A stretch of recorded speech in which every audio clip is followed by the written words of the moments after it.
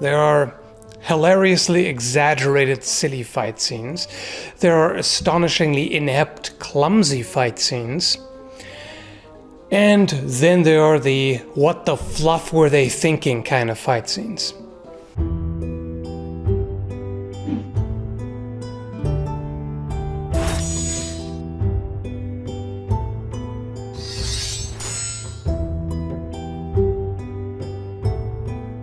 I had the misfortune of somehow stumbling upon Highlander, the source, from 2007.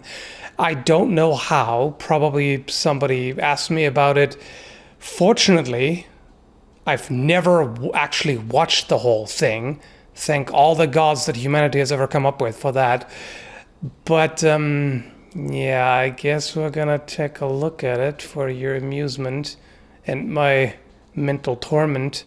This movie is rated 3.1 out of 10 on IMDb, and on Rotten Tomatoes it's 19%.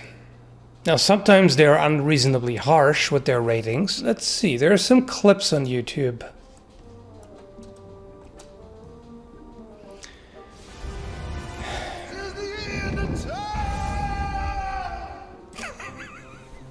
Immediately, I cannot keep a straight face. Excuse me, what? What is your problem? he just seems like he just got the biggest suppository in history and is being dramatic about it. Excuse me? What are you?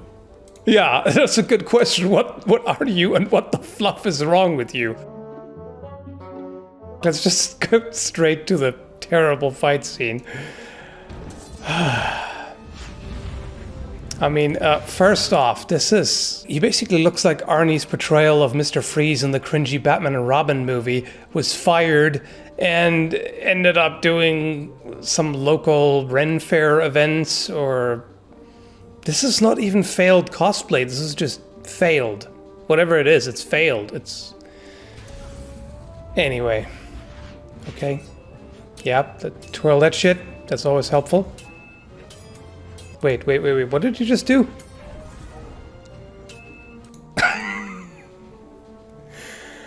Okay, he was clearly trying to get brownie points for style, but failed. Only in choreography.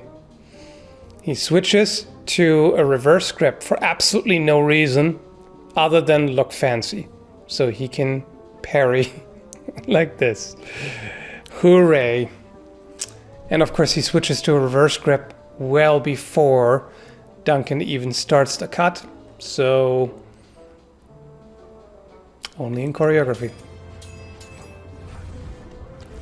And just to warn you, this is great compared to the other fight scene that I'm gonna subject you and me to. I mean, it's got some speedster stuff, you know, that in and of itself. Okay, fine. If you have superpowers, they would come in very handy. If you have super speed in a sword fight, you would be essentially unbeatable by someone who doesn't. You know, if you move at twice or 3 times or even 10 times the speed of your opponent, there's absolutely nothing they can do. They're doomed. Yeah, so here is one example of what the fluff were they thinking. So it seems like the director was like, you know what, we gotta make it as artsy as possible. We gotta have blurry 360 shots that are horrendous. We gotta have some slow-mo. We gotta have some sped up footage. We gotta have lots of blur. And the lines. The voice acting. The acting in general. The acting is out of this world. Okay. I'm just trying to mentally prepare myself for what's to come next. Come on. No, I don't want to. Get out of my way. Doesn't work that way, McCloud. Get out of my way. Doesn't work that way. Okay. Alright. I'm just gonna try to ignore what they're saying from now on.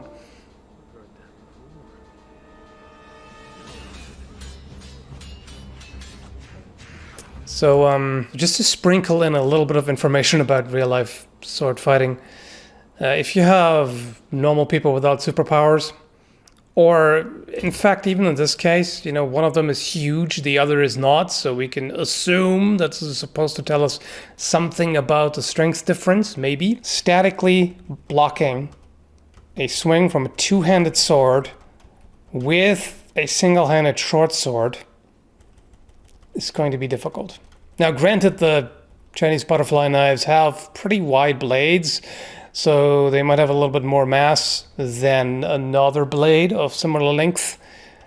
But this, even if you meet it, which, in this case is better than just holding it there. If you cut into the opponent's cut, you have a better chance. But this, you wouldn't be able to pull that off. Unless the guy with the single-handed short sword is a lot stronger than the one with the two-handed sword. It's just not happening.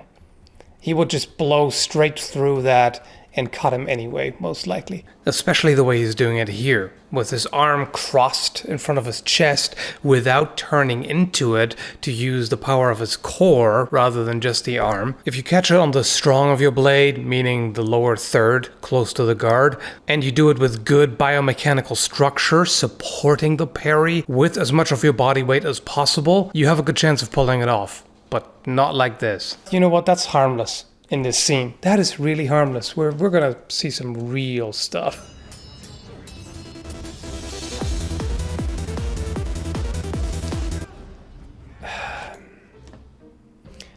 If you ever want to portray superhuman speed in a sword fight in a movie, don't do it like this. Whatever you do, don't do it like this. It looks really, really silly. And I mean, the CGI in this movie, I don't know if Fiverr was already around in 2007, but I'm pretty sure if you just randomly picked artists on Fiverr, you would get better effects than this. More convincing, less cheesy looking stuff. And what really gets me about this is the budget. $13 million? $13 million for this. Anyway, moving on.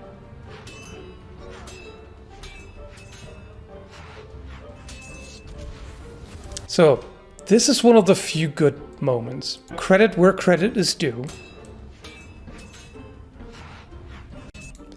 So, he actually blocks that with both of the blades, kind of supporting them against his forearm.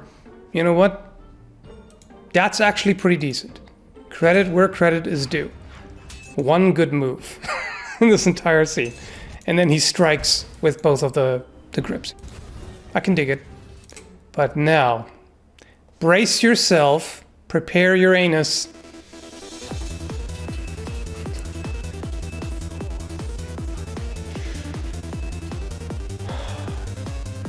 I can't even maintain eye contact with this. Like, what? There's literally nothing I can say that does this justice. I mean, where do I even start? Where do I even start? So, Duncan goes with his two butterfly swords in a really terrible high-speed effect. The other dude is sliding on the ground on his back while holding the sword in reverse grip and just doing this. And it works. The movie expects us to buy this shit. And yes, I have an issue with that in a movie with immortals. That's more believable. That's a lot more believable than whatever the fluff is going on here right now. The DC universe is more believable with all of its superpowers and all its, magic and whatever. It's more believable than this.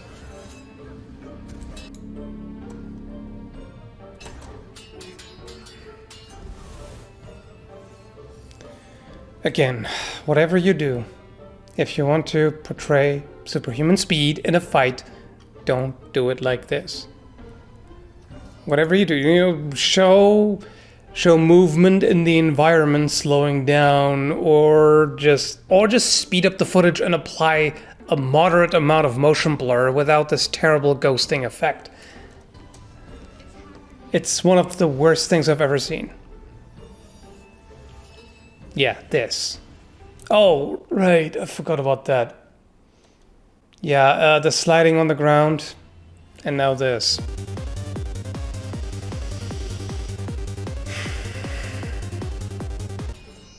What art thou thinking?